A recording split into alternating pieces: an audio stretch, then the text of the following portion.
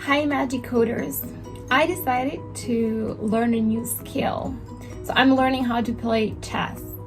But to stay motivated, I also programmed a checkerboard onto my imagiCharm. And I carry this with me everywhere, every day, so I can be reminded of my goal.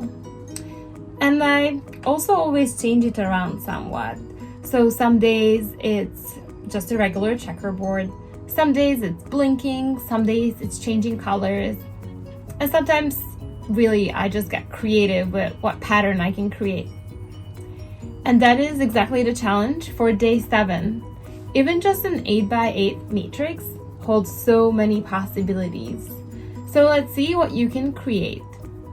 And an extra challenge is to use some of the coding concepts that we've been covering in our Learning Hub, perhaps using a for loop, an if statement, or the modulo can really help you to speed up your coding process and to be faster at reusing your code.